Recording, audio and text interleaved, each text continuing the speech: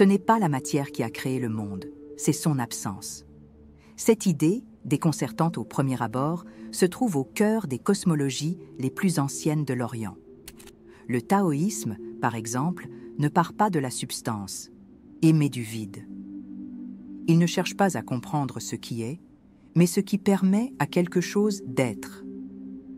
L'univers ne commence pas par un Big Bang, mais par un silence antérieur au son. Ce que nous appelons réalité n'est peut-être qu'une condensation de ce qui ne peut être nommé. Et si tout ce que nous croyons solide n'était qu'une contraction d'un principe qui ne s'affirme pas, mais se retire? La transformation la plus profonde survient lorsque nous comprenons que la création n'est pas un acte, mais une abdication. Dans le Tao Te Ching, il est écrit « Le Tao engendre l'un, l'un engendre le deux engendre le trois engendre les 10 000 choses ». Cette séquence ne décrit pas un commencement physique, mais une dynamique existentielle.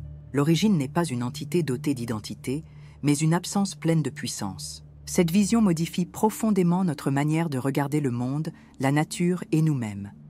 Le Tao n'a pas créé l'univers par volonté, mais par déploiement inévitable. Le secret ne réside pas dans le faire, mais dans le laisser faire. Mais, voici le paradoxe. Si le Tao est la source de tout, pourquoi ne s'impose-t-il pas comme Dieu, loi ou vérité absolue? Si tout dérive de lui, pourquoi se cache-t-il? S'il est antérieur au temps, pourquoi n'intervient-il pas dans le temps? Et s'il est le fondement du réel, pourquoi n'existe-t-il ni culte formel, ni temple érigé, ni dogme centralisé en son nom? Voilà le dilemme. Que faire d'un principe créateur qui refuse de gouverner? Comment accueillir une origine? Et qui ne revendique aucune autorité? L'ironie est limpide. Plus le Tao est essentiel, moins il se manifeste. Plus il est profond, plus il est invisible. En 1972, un archéologue chinois découvrit à Mawangdui une version du Tao Te Ching antérieure aux éditions connues. Le texte était inversé. Ce qui était autrefois le chapitre 38 devenait le premier. Cette inversion semblait accidentelle, mais produisait un effet conceptuel puissant. Commencer par la décadence de la vertu, au lieu de l'origine du Tao, transformait toute la lecture. Comme pour dire, pour comprendre l'origine, il faut commencer par les déformations. La sagesse commence là où le Tao a été oublié. C'est dans cet oubli que la quête s'allume, et dans ce déplacement que le mystère se révèle. Peut-être que l'idée centrale ne réside pas dans ce que le Tao est, mais dans ce qu'il permet d'être. Il n'agit pas comme un démiurge, ni n'intervient comme une force morale. Son action est non-action. Et dans cette non-action, tout trouve sa forme. Tout comme la roue dépend du vide en son centre, la vie dépend de ce qui ne peut être possédé. Il y a dans cette logique un affront direct à notre obsession du contrôle, des explications causales, des origines solides. L'origine, peut-être, n'est pas derrière nous, mais en dessous, silencieuse, fondatrice, absente. Mais si le Tao est absence, pourquoi ressentons-nous tant d'urgence à la combler? Notre quête de sens ne serait-elle pas, au fond, une résistance au vide qui nous soutient? Tout être humain fait l'expérience d'une friction constante entre deux impulsions fondamentales, la quête de permanence et l'inévitabilité. De l'impermanence. Nous voulons que quelque chose dure, un amour, un état émotionnel, une croyance, une phase de vie. Mais la structure même de la réalité dissout tout ce qui est figé. Le conflit intérieur naît lorsque ce désir de stabilité entre en collision avec le flux changeant du monde. La douleur que nous ressentons n'est pas seulement le résultat de pertes concrètes, mais découle de la tentative continue de retenir ce qui, par nature, s'échappe. La conscience perçoit cette tension, mais l'ego résiste, tentant de solidifier ce qui est liquide. Voici comment cela se manifeste. Nous insistons pour contrôler l'agenda, anticiper les résultats, définir des identités stables. Nous avons du mal à gérer la pause, le silence, l'imprévisible. Même dans les loisirs, nous cherchons la performance. Un père qui n'arrive pas à cesser de travailler, même à la maison. une jeune femme qui oscille entre anxiété et épuisement en essayant de correspondre à une image idéalisée d'elle-même. Un vieil homme qui, à la retraite, perd tout repère de valeur personnelle. Il ne s'agit pas seulement de fatigue, il s'agit de la terreur de ne pas savoir qui l'on est sans une action constante. La fluidité du Tao ne s'accorde pas au mode de vie anxieux. Cette angoisse nous pousse à projeter de la stabilité là où il n'y en a pas. Nous tentons de définir ce que c'est que être heureux, être productif, avoir du succès, comme si cela pouvait être encapsulé. Mais ces définitions nous limitent plus qu'elles ne nous libèrent. Et ici, la réflexion devient inconfortable. La souffrance vient-elle du monde ou de la manière dont nous l'interprétons? Carl Jung disait que ce que nous ne confrontons pas en nous-mêmes, nous le rencontrerons sous forme de destin. La tentative d'échapper à l'impermanence nous enferme dans des névroses, des compulsions et des crises qui sont en réalité des invitations à la transformation. Schopenhauer soulignait déjà que le désir est la racine de la souffrance, car il naît du manque et ne se satisfait jamais pleinement. Mais loin d'un rejet de la vie, cela peut être lu comme une invitation à vider les illusions. Marie-Louise von Franz, disciple de Jung, montre que la réalisation intérieure ne vient pas de la conquête extérieure, mais de la rencontre avec le soi, ce noyau psychique qui s'aligne davantage avec le Tao qu'avec l'ego. Le Tao, ainsi, n'est pas une doctrine à suivre, mais une perception à éveiller. Il ne désigne pas le chemin qui mène au sommet, mais la manière de marcher sans centre fixe. Le taoïsme part de l'idée que la souffrance naît de la friction entre le flux naturel et la volonté personnelle. Ce n'est pas le désir en soi qui est condamné, mais l'ignorance de son origine. Nous désirons pour combler le vide existentiel que révèle l'absence du Tao. Les traditions occidentales nous ont appris à occuper ce vide par des idées, des possessions et des promesses de rédemption. Le taoïsme, au contraire, invite à habiter le vide, non comme renoncement, mais comme réconciliation avec le réel. La tension entre douleur et désir se dissout lorsque nous cessons de résister à la transitoire. La question n'est pas d'éliminer le désir, mais de le comprendre. Et si le désir n'était pas une erreur, mais une carte, un signe que quelque chose en nous n'a pas encore reconnu la nature du flux? Si toute souffrance portait, à son origine, une distorsion du réel, quelle part en nous insiste pour vouloir ce qui ne peut pas demeurer? Nous vivons immergés dans des systèmes invisibles qui façonnent nos idées sur les origines de toute chose. La plupart des traditions occidentales présupposent que le monde a été créé par une entité consciente, avec un plan, une intention et un point de départ linéaire. Cette conception projette sur les origines une logique de contrôle, de volonté et de hiérarchie. Même ceux qui ne sont pas religieux imaginent souvent l'univers comme quelque chose de fabriqué, avec une raison fonctionnelle, comme une machine construite par un esprit. Cet imaginaire devient le fondement non seulement de la science, moderne, mais aussi des récits personnels. Tout doit avoir un début, un milieu et une fin. Mais le taoïsme n'a jamais décrit l'univers comme quelque chose de créé. Il émerge, simplement. Le Tao ne planifie pas, ne désire pas, ne commande pas. Il ne fait rien, et c'est pourquoi tout advient. Le Wu-Wei, l'action sans effort, n'est pas un état passif, mais une harmonie avec le cours spontané des choses. Cela subvertit la logique dominante, l'idée que l'origine du monde est une décision, ou qu'il existe une intention derrière l'existence. La cosmogonie taoïste rompt avec l'obsession causale. Le monde n'a pas de pourquoi ultime. Il est. Le mystère réside dans la simplicité auto-existante du flux. Le schéma mental le plus profond que nous portons est que tout doit avoir un propriétaire, un auteur, une origine dotée d'identité. Ce besoin est un réflexe psychique, non métaphysique. Quand nous projetons un créateur, nous cherchons à protéger l'ego de l'instabilité radicale d'un monde qui ne peut être totalement expliqué. C'est l'architecture inconsciente de la culture. Donner forme à l'indicible pour ne pas sombrer devant l'abîme. Mais le Tao ne ferme pas l'abîme, il le traverse. Au lieu de donner un sens à la création, il dissout l'idée que le sens est nécessaire pour que la vie soit légitime. Si l'on remonte de plusieurs millénaires, on constate que la pensée chinoise n'a jamais séparé l'ontologie de la pratique. Dans la Chine ancienne, le monde n'était pas un objet à connaître, mais un champ de relations. Le Tao n'est pas un point fixe derrière le temps, mais un rythme qui pulse à travers chaque transformation. Au lieu d'une chronologie, une dynamique. Au lieu d'un récit de création, une chorégraphie cosmique. Le contraste avec le mythe judéo-chrétien est direct.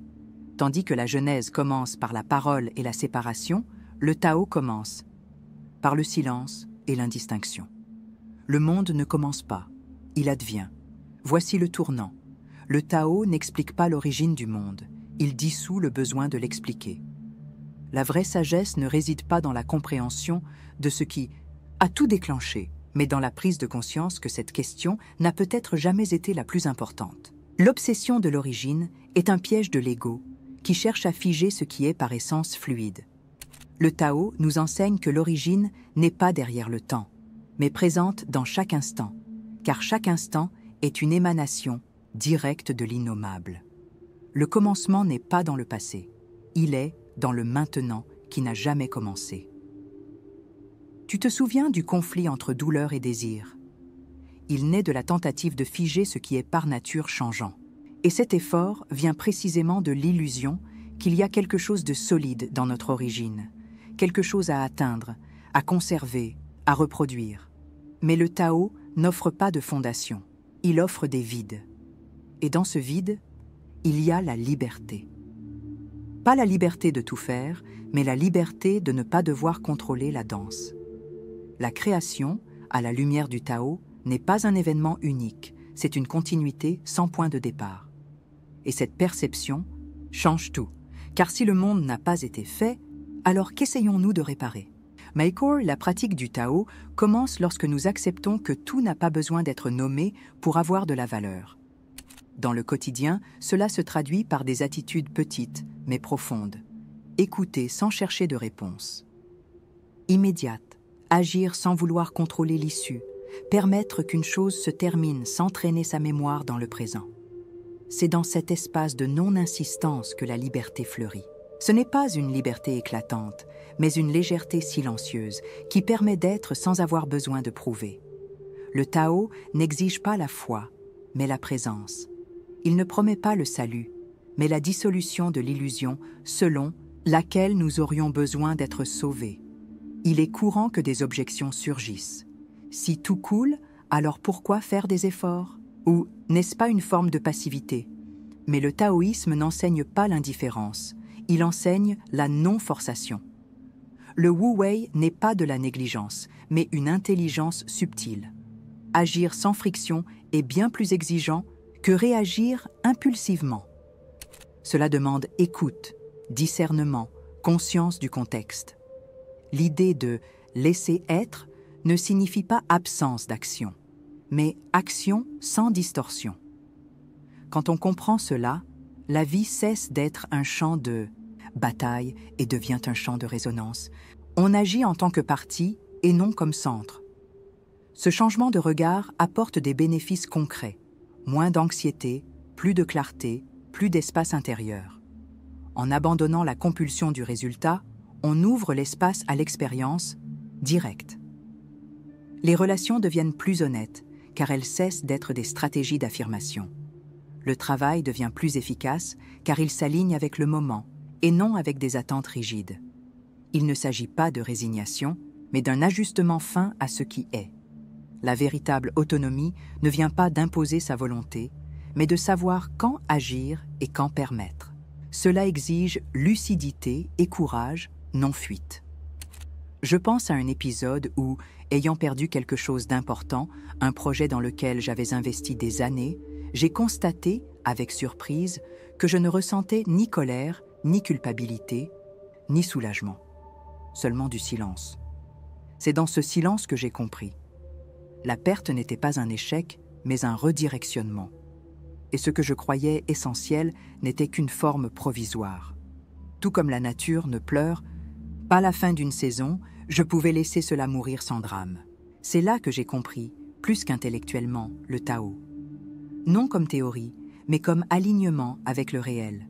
Et cela ne m'a pas éloigné de la vie, cela m'y a ramené. La plupart des personnes qui se sentent déplacées ne sont pas confuses. Elles sont entourées de systèmes qui ne reconnaissent pas le flux. Elles vivent dans un monde qui exige des certitudes, alors que le cœur cherche des rythmes. Il y a une sagesse dans ce malaise. Il pointe vers une manière de vivre plus honnête, moins performative. Le taoïsme valide ce ressenti et offre une voie qui n'a pas besoin d'approbation extérieure. La beauté, c'est qu'il n'y a pas de recette. Il n'y a que l'écoute. Écouter soi-même, le monde, le silence entre les faits. Et dans cette écoute, trouver une forme de spiritualité qui ne nie pas le monde, mais l'habite sans violence. Au fond, nous cherchons tous la même chose, un sentiment d'appartenance sans emprisonnement. Le Tao enseigne que cela est possible, non pas quand le monde change, mais quand nous changeons notre manière d'y être. Et cette transformation, bien que subtile, touche à ce qu'il y a de plus universel. Le désir de vivre avec vérité, avec légèreté, avec un sens, qui n'a pas besoin d'être expliqué, parce que peut-être la plus grande forme de sagesse est celle-ci. Cesser d'essayer de comprendre le monde comme s'il était un problème, et commencer à l'écouter comme s'il était un mouvement. La question n'a jamais été « comment le monde a-t-il commencé ?», mais « pourquoi avons-nous tant besoin d'une origine fixe ?» Le véritable problème ne réside pas dans l'absence de réponse, mais dans la rigidité avec laquelle nous formulons les questions. Le besoin d'une cause, d'un auteur, d'un point de départ absolu est, au fond, le reflet de l'insécurité humaine face à l'impermanence. Nous cherchons un commencement parce que nous avons peur du processus. Et dans cette quête, nous créons des systèmes qui promettent la stabilité, mais qui nous séparent de la réalité en perpétuelle mutation. Le taoïsme désamorce cette angoisse sans proposer de nouvelles certitudes. Il révèle que l'origine du monde n'est pas un moment figé dans le passé, mais une continuité vivante qui se manifeste maintenant. Le Tao ne nie pas le mystère, mais il ne le mythifie pas non plus. Il nous invite à habiter la fluidité comme condition primordiale de l'existence. Nous avons vu que le conflit entre la douleur et le désir surgit lorsque nous tentons de forcer un sens là où il n'y a que mouvement. Nous avons vu que les systèmes invisibles, culturels et psychiques, nourrissent cette illusion par des promesses de contrôle. En regardant le monde à travers la lentille du Tao, nous découvrons que le commencement n'a pas besoin d'être localisé, il est récurrent. L'origine n'est pas un événement, c'est un état continu. Rien n'a été créé au sens technique, tout est en création permanente. Et cela change le centre de gravité, de la compréhension vers l'expérience, du savoir vers l'écoute, du contrôle vers l'intégration. L'univers n'a pas besoin d'être déchiffré comme un code. Il peut être vécu comme une danse sans chorégraphe. C'est ce déplacement que propose le Tao, non comme croyance, mais comme perception élargie du réel. Mais, et si vous arrêtiez de chercher des explications pour commencer à observer les rythmes? Et si le soulagement que vous attendez, d'une réponse définitive, venait paradoxalement de l'acceptation qu'il n'y a pas de réponse unique et qu'il n'y en a peut-être jamais eu? La véritable maturité spirituelle ne réside peut-être pas dans le fait de croire ou de ne pas croire, mais dans la capacité à maintenir un regard silencieux sur ce qui est, sans besoin de juger, défendre ou classer. Juste une présence, lucide. Pouvez-vous soutenir ce silence? Cette provocation n'est pas une conclusion, c'est une ouverture. L'ouverture d'un chemin qui ne dépend ni d'une adhésion idéologique ni d'une foi aveugle. Un chemin qui demande seulement la disposition à voir sans hâte, à agir sans tension, à exister sans faux-semblant. L'action intérieure commence lorsque nous cessons d'attendre la grande explication et que nous commençons à participer. Au réel, tel qu'il est, inclassable, instable, vivant. Car peut-être que le monde n'a pas été créé, il est simplement en train d'advenir. Et cela suffit.